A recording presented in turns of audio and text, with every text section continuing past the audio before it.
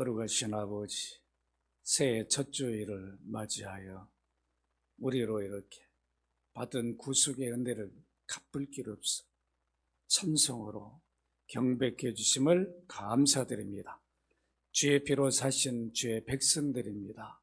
올 한 해도 늘 예배를 소중히 여기게 하시고 예배에 나와서 받은 구속의 은혜를 더 깊이 새기며 감사하며 참으로 주께 영광 돌리는 복된 한 해가 되게 하여 주옵소서. 오늘도 이 종을 세우셨사오니 그리스도 피로 씻어주시고 말씀을 바르게 증거하도록 성령님 감화감동해 주옵소서. 전한 자나 듣는 자가 말씀으로 큰 깨달음이 있도록 인도하여 주옵소서. 주 예수 그리스도의 이름으로 기도합나이다. 아멘. 네, 오늘은 우리가 잘 아는 대로 신년 첫 주일입니다. 첫 주일 우리가 힘있게 이렇게 출발하게 되었습니다. 우리가 믿는 예수 그리스도는 어제나 오늘이나 영원토록 변함이 없죠. 우리와 함께 하시고 때로는 우리가 힘들고 어려울 때라도 세상 바라보지 말고 세상을 주관하시고 통치하시는 우리 구원 주신 예수 그리스도를 바라보시기 바랍니다. 그분께 맡겨야 돼요. 맡기면 뭐로 맡기는 거죠? 기도가 맡기는 거죠. 어떤 일이 생겼을 때 주님, 내가 이 일에 내가 감당할 수 없사오니 주님께 맡깁니다. 그럴 때 주님이 그 일을 간섭하시고 역사해 주시고 해결할 방법도 제시해 주십니다. 우리가 이 믿음으로 한 해를 사십시다. 때로는 환경이 어렵고 힘들어요. 그러나 그 환경을 주관하시고 통치하시고 주님 바라보면서 한 해도 힘있게 사시기를 바랍니다. 지난 주일에는 주님을 만난, 주 예수를 만난 두 사람을 제가 소개했어요. 한 사람 누구였죠? 안드레였죠? 안드레가 먼저 예수님 만나고 형 베드로를 전도합니다. 가족 전도한 거죠? 안드레가 형을 전도했는데 훗날 베드로가 예수님의 수제자가 됐어요. 내가 전도한 사람이 예수님의 수제자가 됐어요. 우리가 인간적으로 생각하면 누가 수제자가 돼야 돼? 안드레 아니에요? 저 같으면 안드레를 수제자로 삼을 거예요. 야, 너 내가 나를 만나더니 이거 이렇게 전도를 하는구나. 야, 앞으로 너는 나를 따라다녀. 내가 너를 수제자 삼겠다. 그럴 텐데 내가 전도한 사람 나보다 더 크게 쓰임받을 수 있다는 것을 보여주는 거죠. 그래서 우리가 전도를 해야 되겠죠. 또 한 사람은 빌립의 예수님 만나서 변화가 됩니다. 가장 먼저 친구 니고데모를 찾아가서 전도합니다. 친구 전도. 여러분 열심히 하십시다. 늘 가까이 있는 친구인데 친구의 복음을 전해주는 것처럼 가장 좋은 선물이 어디 있냐고. 가족들에게 복음을 전해준 것처럼 최고의 선물이 어디 있어요? 이걸 알아야 되죠. 최고의 선물이에요. 이거보다 더 큰 선물이 없어요. 이것을 오늘 우리가 알아야 됩니다. 주 예수님을 만나면 변화를 받게 돼 있어요. 어느 누구도 예외가 없이 바뀌어집니다. 오늘은 어떤 사람이 주 예수님을 만나 어떤 변화가 이루어졌는지를 살펴보고자 합니다. 여러분 본문을 이렇게 보시면 한 여인이 예수님을 극적으로 만나 변화를 받는 장면이 나옵니다. 그 여인이 누구이고 그가 예수님을 어떻게 만나 변화되었는지는 우리가 요것만 봐가지고 모르겠죠? 자세히 알기 위해서는 요한복음 4장을 여러분들이 읽어보셔야 되는데 이미 다 알고 계신 줄로 제가 알고 오늘 설교를 하도록 하겠습니다. 먼저 우리 3, 4절을 같이 한번 읽도록 하십시다. 3, 4절 시작.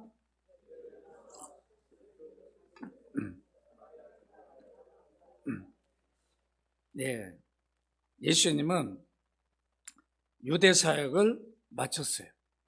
그리고 이제 갈릴리로 다시 가셔야 되는데 그 가는 길을 우회하지 않고 지름길로 가는 사마리아 땅을 통과하는 길을 택하셨어요. 오늘 왜 그런가? 이것을 우리가 한번 살펴보도록 하겠습니다. 바로 이 여인은 어떤 여인인가 우리가 살펴보기 전에 먼저 이 사마리아 땅, 이 본래 유대인들은 이 사마리아 땅을 잘 가지 않았어요. 왜 그런가? 역사적으로 보면 우리가 잘 이해할 수가 있습니다. 다윗 솔로몬 때까지 이스라엘은 한 나라, 한 민족이었어요. 그리고 강대국이었습니다. 그런데 솔로몬 이후에 나라가 나뉘어지죠. 북이스라엘, 남유다 두 나라가 되어버립니다. 이때가 주전 930년 경입니다. 북이스라엘은 19명, 6왕조. 참 남유다는 한 왕조인데 다윗을 이어서 한 왕조로 계속 가는데 북이스라엘은 참 복잡했어요. 19명 왕이 통치를 했어요. 그 19대 호세아 왕 때에 아수르 왕 사르곤 2세의 침국을 받습니다. 그때 망하죠.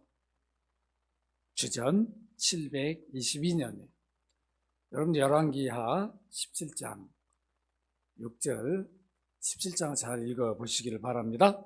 아수르 왕은 당시 북이스라엘 수도였던 사마리아를 점령해서 그곳에 살고 있던 이스라엘 백성 중에 일부를 아수르로 포로로 끌고 갑니다.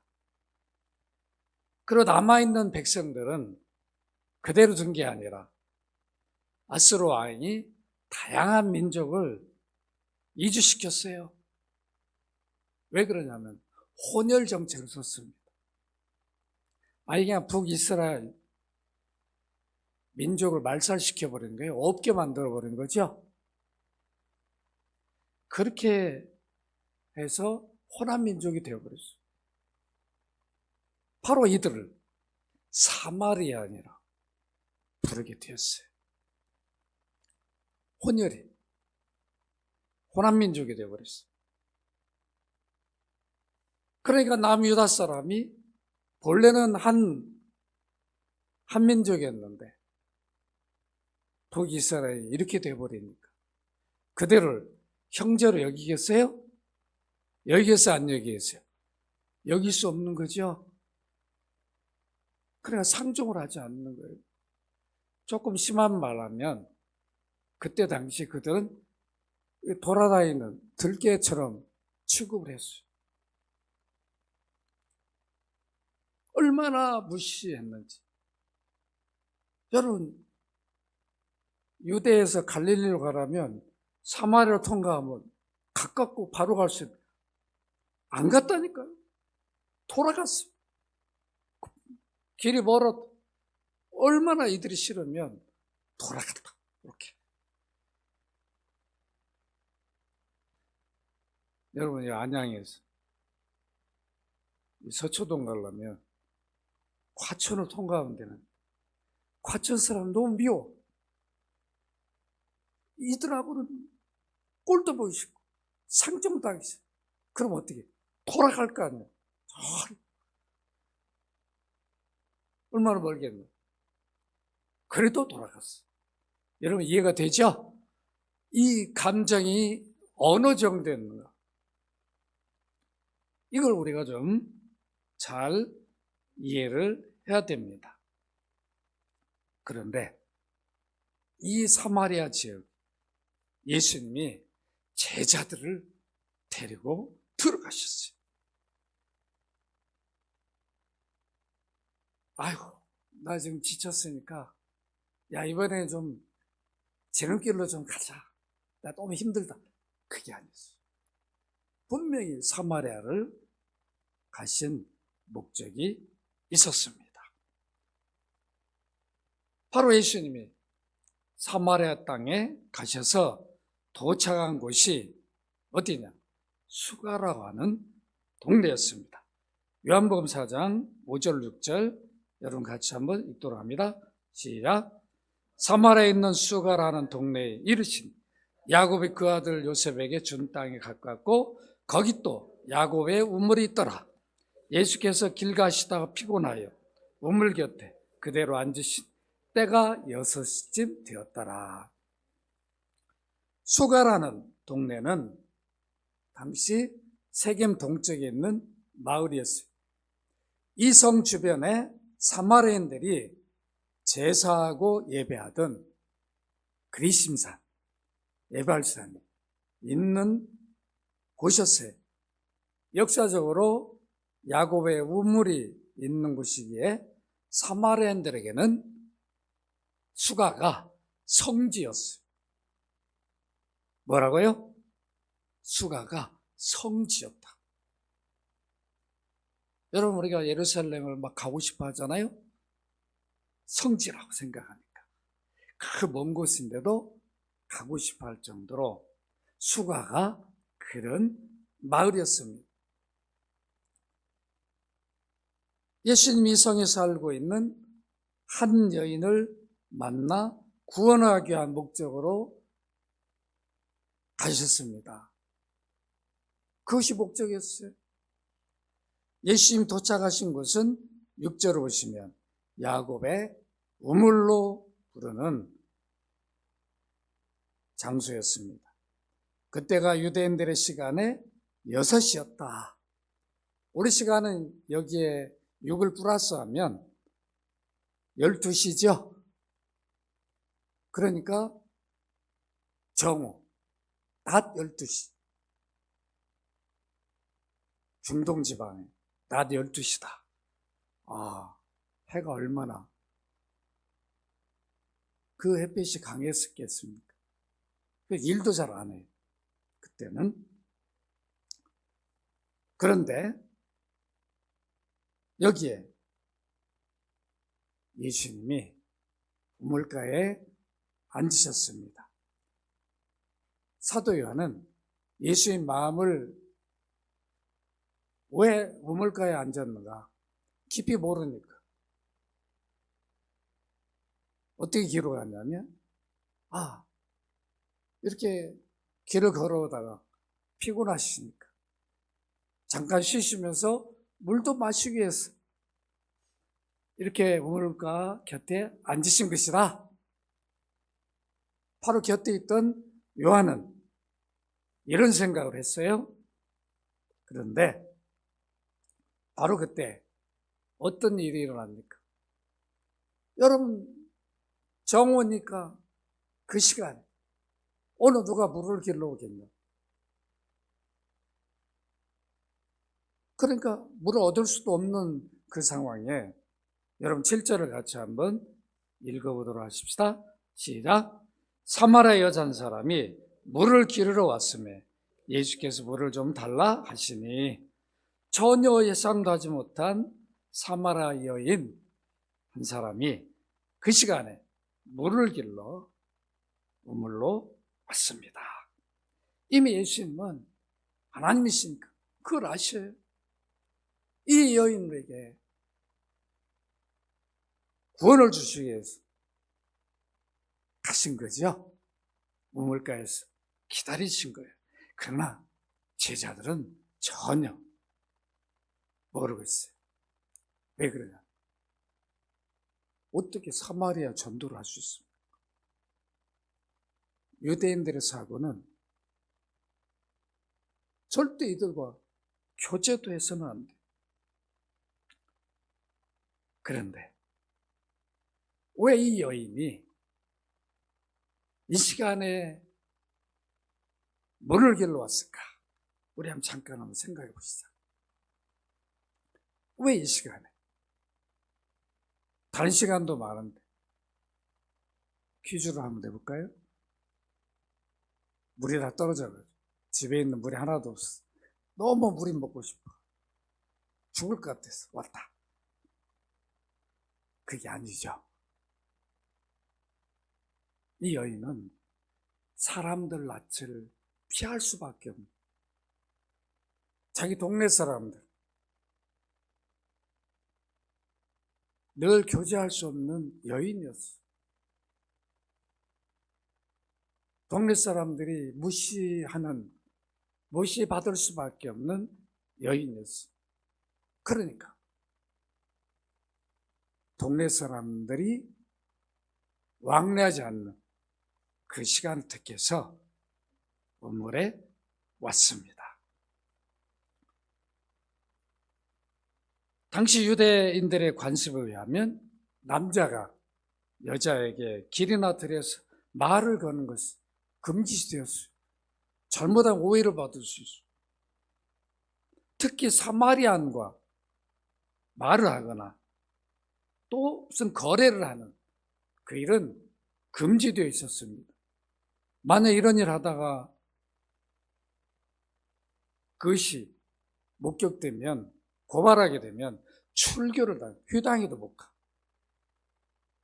그 정도였습니다. 그러니까 유대인하고 이 사마리아인들이 그들이 갈등이 어느 정도였나 잘 보여주고 있습니다. 이런 상황에 한 유대인 남자가 처음 보는 사마리아인 여인에게 물을 좀 달라, 나 물을 좀 마시게 달라, 이렇게 요구하는 것은 이 여인에게는 충격적이었어요. 이건 예의에 어긋나는 일이었어요. 그래서 그대로 그걸 표현해 줍니다. 여러분 9절 같이 한번 읽도록 하십시다. 시작. 사마리아 여자가 이르되 당신은 유대인으로서 어찌하여 사마리아 여자인 나에게 물을 달라 하나이까? 아니 이는 유대인 사마리아인과 상종하지 아니하미라. 어찌하여?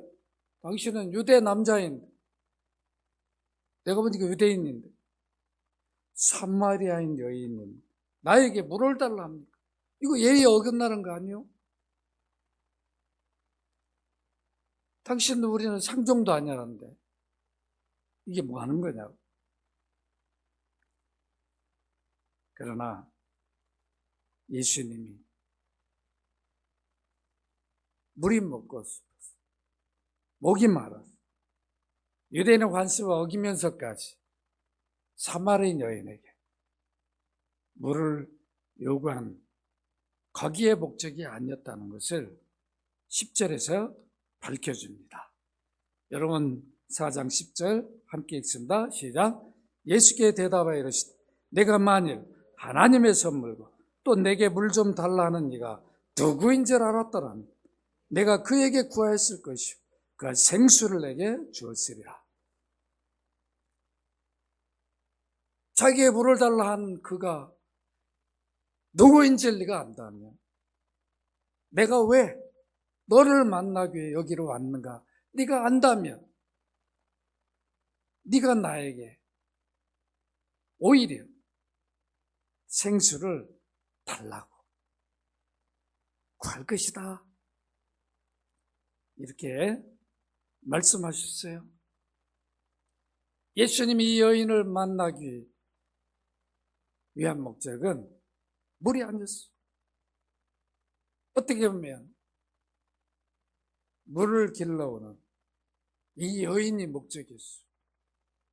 그러나 이 물을 계기로 그 여인과 자연스럽게 서로 유대인과 사마리아인은 상종을 안 하니까 접촉점을 찾은 거죠.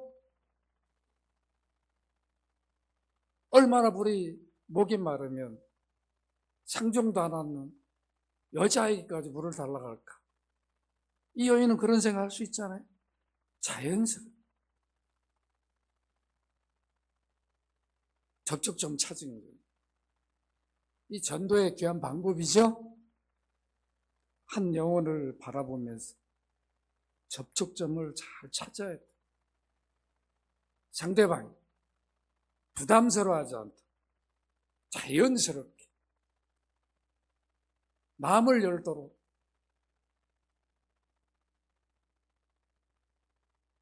예수님이 이렇게 하셨어요. 오늘 우리가 어떻게 전도할까를 잘 보여주셨어요. 여기 생수는 참 생명의 물이죠. 영원히 목마르지 않는 물을 주실 분. 너에게 물을 달라고 하는 겁니다. 너에게 영원히 목마르지 않는 물을 주실 분이다. 구원을 주실 분이다. 그래서 이 단어를 그로 하여금 이해하도록 생수란 말을 사용하셨습니다.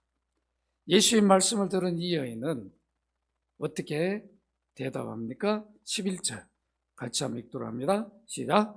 여자가 이르되 주여 물길을 그릇도 없고 이 물은 깊은데 어디서 당신이 그 생수를 얻게 쌌나이까? 아직 예수님이 이런 생수를 주실 수 있는 분이라는 것을 전혀 몰라요. 그러니까 자기가 한 유대인 남자로만 이해하고 있으니까. 아니, 지금 당신은 이 우물이 이렇게 깊은데 보니까 물길을 아무 도구도 없는데 어디서 이 생수를 얻어가지고 주겠다는 거냐? 이거 말도 안 되는, 이해가 안 된다. 부정적인 반응을 보였습니다. 그러면서 예수님이 어떻게 평가합니까? 여러분 12절 같이 한번 읽도록 합니다. 시작. 우리 조상 야곱이 이 우물을 우리에게 주셨고 또 여기서 자기와 자기 아들들과 짐승이 다 마셨는데 당신이 야곱보다 더 크니까? 당신이 야곱보다 더 큽니까?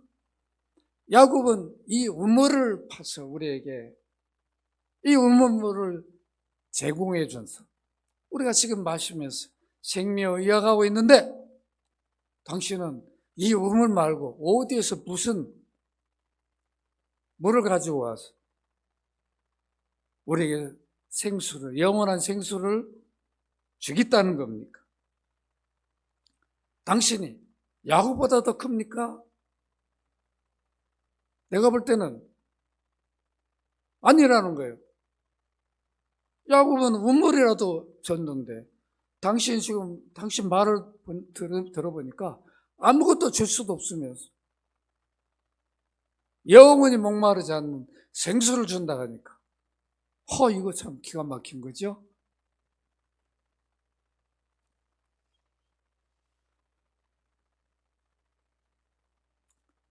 주님의 말씀을 계속 듣던 이 여인은 결국은 잘 이해를 못합니다. 예수님을 하나님으로 보지 못하니까 계속 이성적으로만 이해를 하고 있어요. 예수님 자신의 말을 이해 못하는 이 여인에게 여러분 13절, 14절이 이렇게 이유를, 자신이 야곱보다 큰 이유를 밝혀주고 있어요. 우리 함께 한번 읽어보십시다. 시작. 예수께 대답하여 이르시되 이 물을 마시는 자마다 다시 목마르니와 내가 주는 물을 마시는 자는 영원히 목마르지 않냐. 내가 주는 물은 그 속에서 영생하도록 수하는 샘물이 되리라. 여러분, 물이 다르죠? 야곱이 주는 물은 떨어지면 또 길러 가야 돼. 물을 달라간 주님은 이 여인에게 주는 물은 야곱이 주는 물하고 완전히 다른 물이라는 것을 다시 한번 분명히 밝혀줍니다.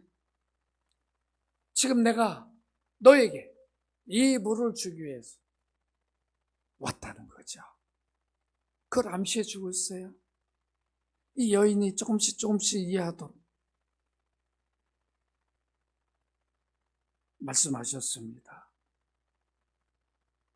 그러니까 이 여인이 주님께 이렇게 말합니다.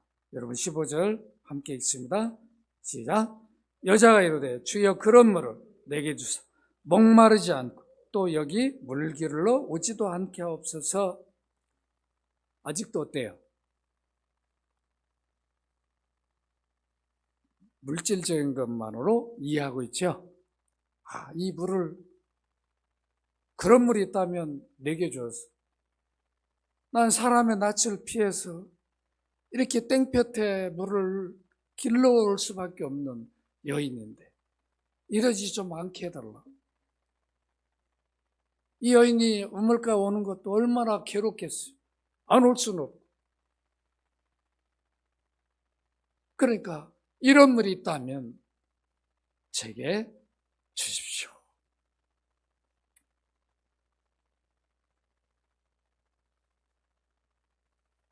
아직 분명히 믿지는 못하지만 과연 그런 가능성이 정말 이루어질 것인지 분명하게 확신은 못하지만 뭔가 이 여인의 마음속에는 약간 기대하는 그런 모습이 나타납니다. 그래서 예수님은 이제 이 여인에게 내가 그 물을 줄 수 있는, 영원히 목마르지 않는 생수를 줄 수 있는 분이라고 믿도록 하기 위해서 대화 방향을 바꿉니다.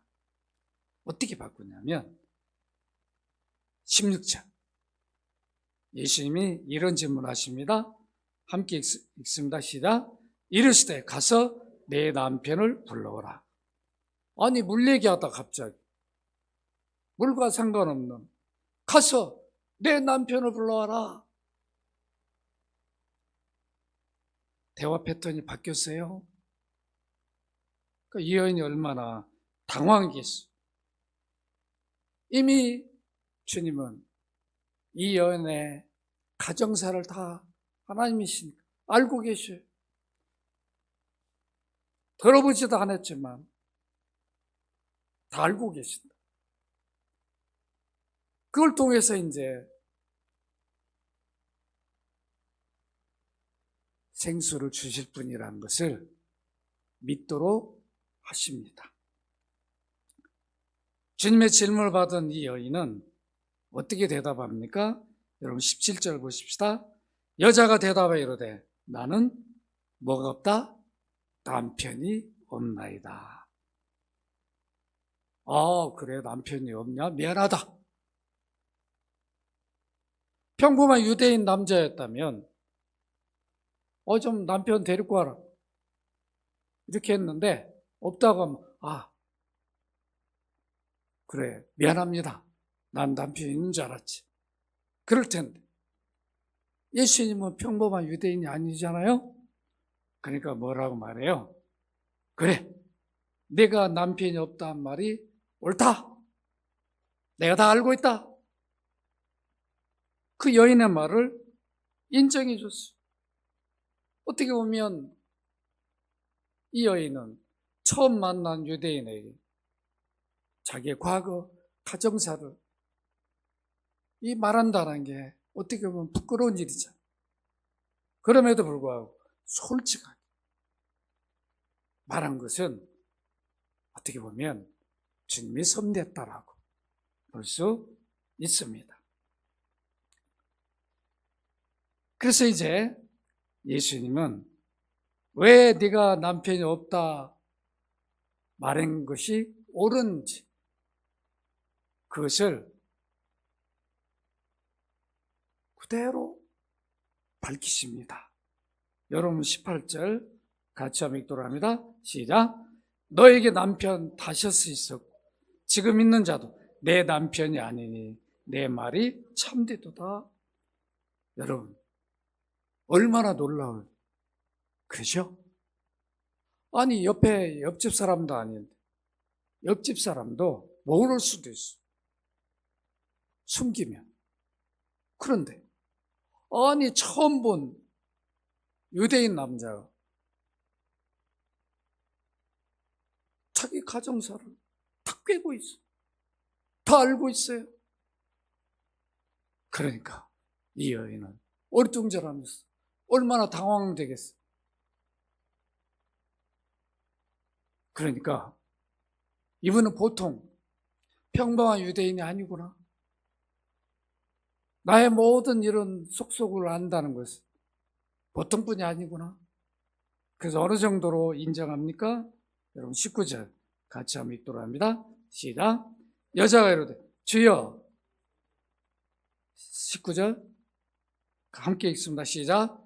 여자가 이르되 주여 내가 보니 선지자로서이다. 선지자 정도 아니라면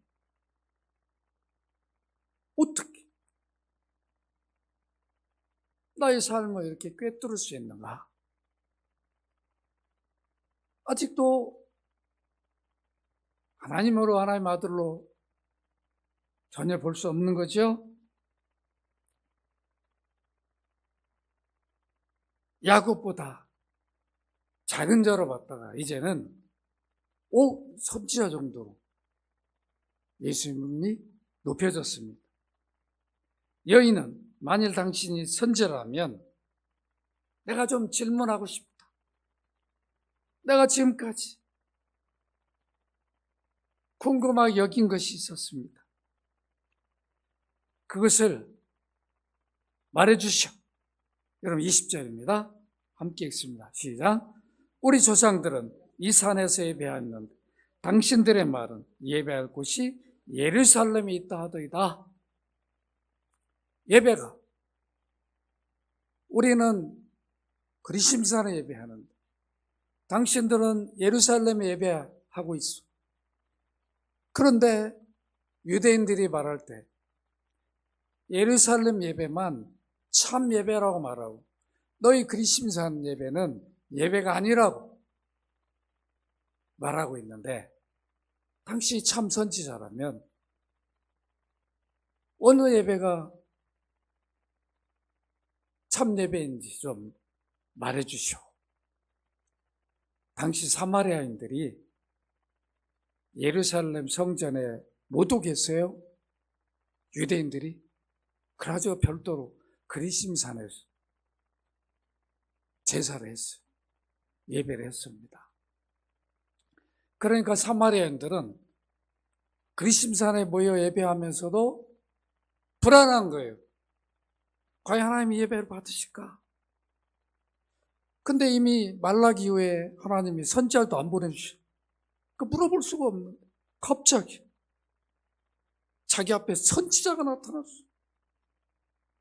너무도 궁금한 것을 여쭤본 거죠. 이 여인의 궁금증을 주님은 이제 풀어주기 위해서 긴 설명을 해주십니다. 여인으로 하여금 선지자 정도로 보지 않고 그 이상으로 보도록 주목하게 만듭니다. 그래서 어떻게 합니까? 여러분 21절 같이 한번 읽도록 합니다. 시작.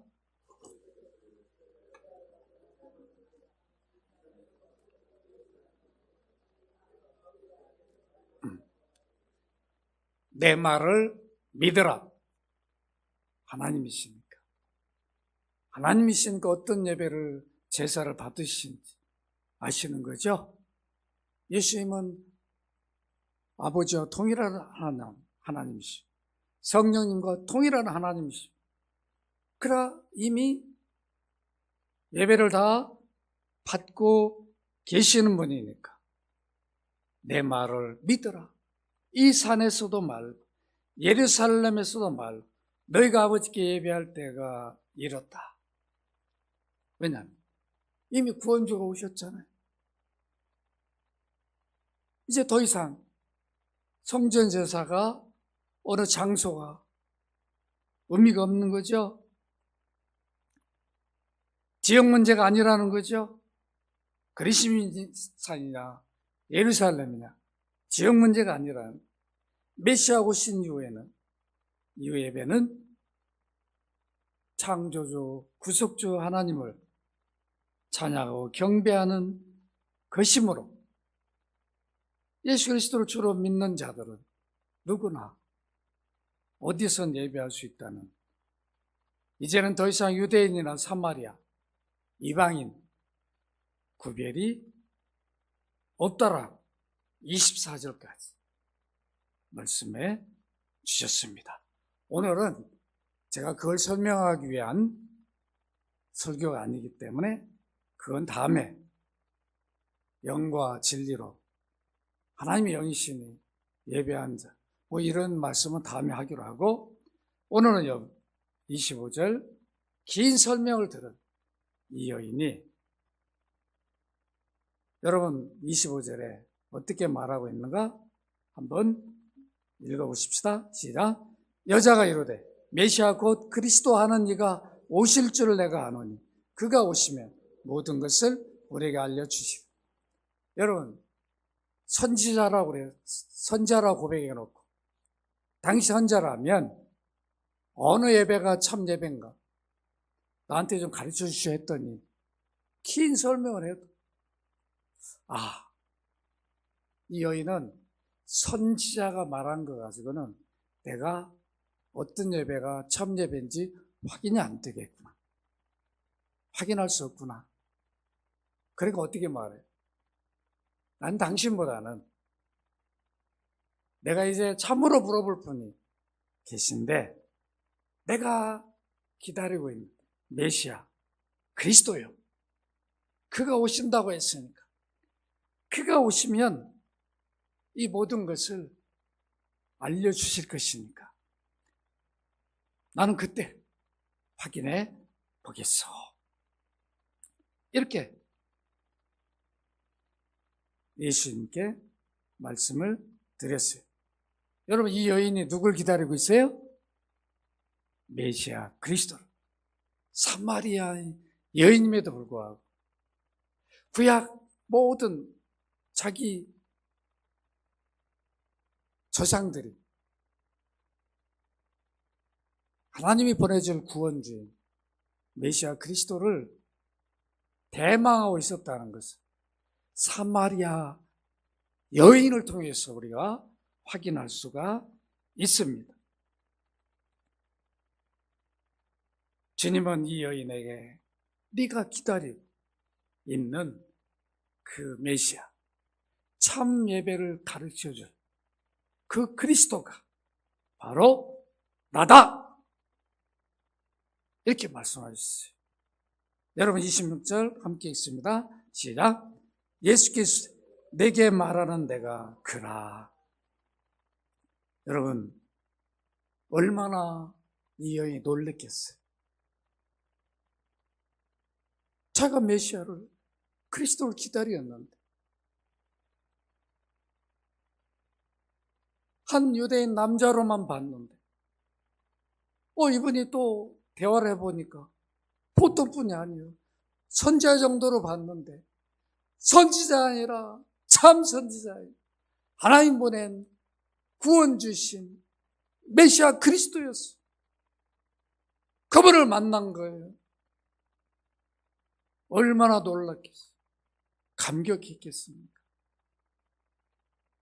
여인은 변화 받게 되었습니다. 여러분 어떤 변화가 일어났습니까? 28절, 29절 함께 읽습니다. 시작. 여자가 물동이를 버려두고 동네로 들어가서 사람들이 이르되 내가 행한 모든 일을 내게 말한 사람을 와서 보라. 이는 그리스도가 아니냐. 여러분 이 두 절이 이 안에는 깊은 의미가 들어있어요. 이 여인의 행동이 보통 행동이에요. 엄청 변화된 행동이에요. 왜 그래요? 물을 길러 왔는 지금 머리 문제가 아니에요. 영원히 난 생수를 주실 분을 만나버렸어요. 물동이 그냥 버려도 어디로 뛰어가요? 자기 마을로, 동네로 달려가요. 여러분 이게 쉬운 일이 아니라니까요. 동네 사람이 자기를 소외시키고 무시하고 멸시하고 그런 사람에게 그 사람들을 낯을 피해서 물길로 갈 때도 햇빛이 쨍쨍 쬐는 그 시간에 간 여인이었는데 이 여인이 예수님 만나고 그거 다 내려놓고 자기를 무시했다, 멸시하던 그 동네 사람들에게 달려갑니다. 이게 변화죠? 변화이 아니에요? 놀라운 변화지. 부끄러워하지도 않아요. 내가 기대했던 메시아 그리스도 나를 만나 변화시켜 주었네. 내가 만난 이분을 우리 동네 사람들에게 전해줘야 되겠다. 이게 전도죠? 영혼을 사랑한 마음 있는 거죠? 이 사람이 어떤 사람인데, 이 사람들이 나를 어떻게 했는데, 이런 걸 생각하면 전도 못하는 거죠. 영혼만 바라보면 전도할 수 있는 거죠. 그들이 과거에 나를 어떻게 했든 그거 던지고 달려갔습니다. 그리고 뭐라고 전도합니까? 내가 행한 모든 일을 내가 말한 사람을 와서 보라. 내가 지금까지 내 인생을 산 모습을 전혀 모르는 분이 다 알고 있다면, 내게 말한다면 이분이야말로 하나님 아니냐, 하나님 보낸 구원주이신 우리가 기다렸던 메시아 그리스도가 아니냐. 여러분 와서 확인해 보십시오. 빨리 오세요. 내가 만난 예수님을 빨리 와서 보라고. 이게 이 여인이 전도한 내용이었어요. 오늘날 말하면 내가 믿는 그리스도를 믿어라. 교회 데려온 거죠. 교회 가르침을 배우고 받으면 그리스도를 알게 되고 믿게 되니까. 여러분 교회 나오세요.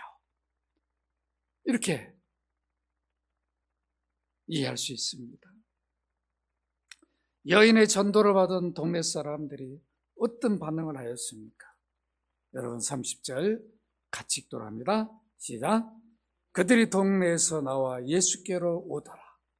여러분 요 짧은 절이지만 간단히 읽을 내용이 아니에요. 어떤 여인이 지금 전해주는 거예요? 여러분 같으면 믿겠냐고요. 저런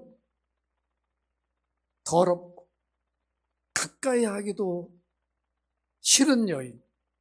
어떻게 보면 그 여인은 참 우리가 기구하다 이런 말 쓰죠. 기구한 여인이죠. 남편 5 있었어. 그런데 이 여인이 메시아 그리스도를 만났다라고 말하면 여러분 같으면 나오겠냐고. 저 같으면 안 갔을 것 같아. 뭐? 저 여자가 제정신이 아니고. 그런데 동네의 이 여인이 자기가 만난 예수님을 전하니까 주님이 섭리하시 마을 사람들의 눈이 그런 과거의 그런 모습으로 여인을 보지 않게 해요.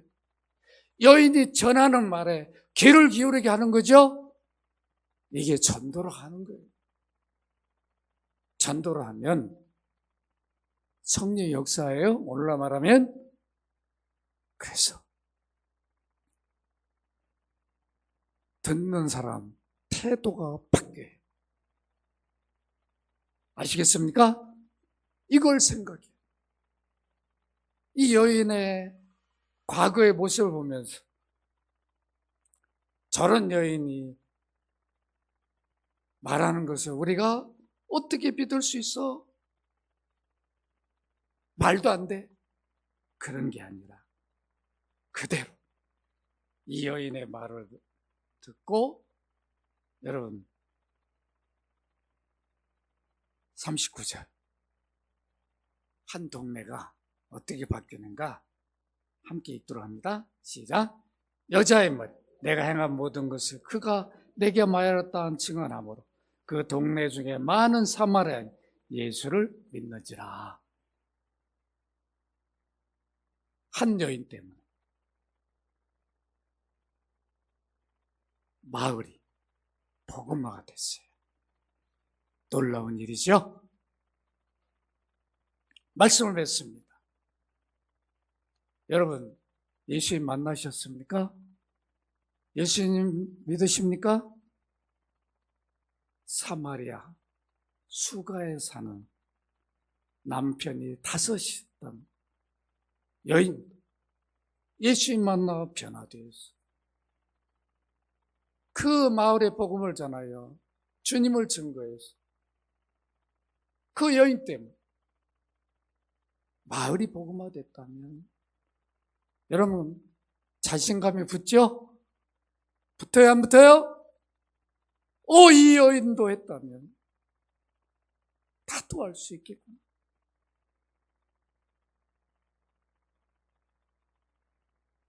이렇게 사람으로 인정받지도 못한 여인도 예수 믿고 자기가 만난 그 주님을 전할 때 사람들이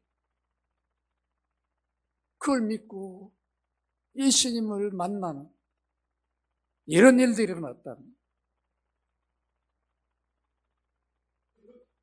우리들도 전도하면 얼마든 성령의 역사에서 놀라운 변화를 준다는 것을 분명히 확인할 수가 있습니다.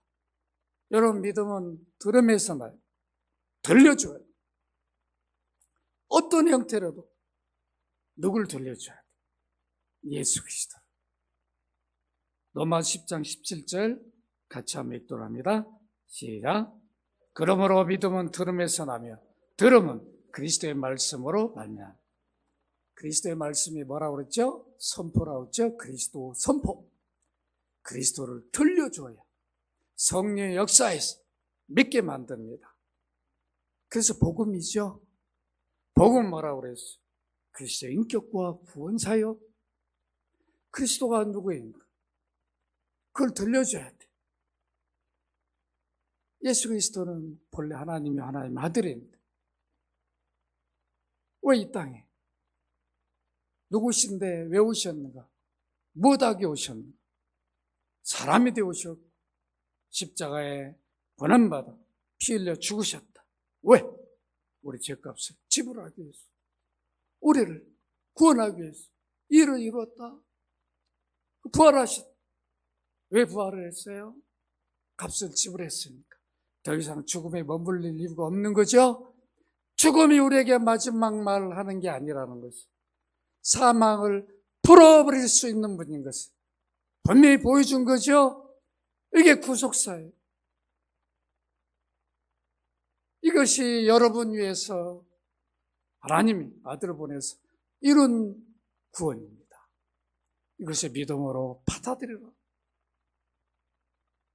이것을 더 풍성하게 풀어주면 더 좋겠죠.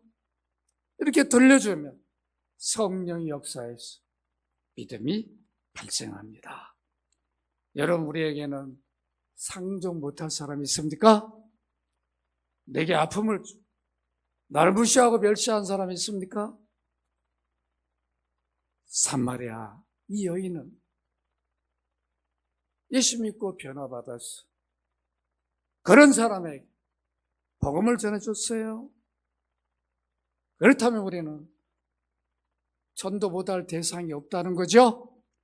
누구에게는 우리는 그리스도를 내가 만난 믿고 변화시켜주시 예수 그리스도를 들려주시기를 바랍니다.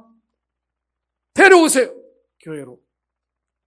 그러면 복음을 풍성하게 가르쳐줄 거야. 왜 믿어야 되는가? 가르쳐줄 거예요. 성경을 통해서 충분하게 가르쳐주실 거예요. 여러분들 오늘 수가성 사마리아 이 여인을 통해서 마을을 전도해 큰 도전을 받고 귀한 전도의 사명을 감당하기를 주의 이름으로 축원합니다. 거룩하신 아버지, 사마리아 수가에 사는 한 여인, 예수님 만나 변화되어서 그로 끝이 아니라 그 기구한 그 여인이 자기를 변화시키 주님을 마을에 전도해서 마을이 복음화되는 놀라운 역사를 우리 눈으로 확인했습니다. 이 귀한 사명을 우리 연합교회 성도들 감당케 하여 주옵소서. 주 예수 그리스도의 이름으로 기도합나이다. 아멘.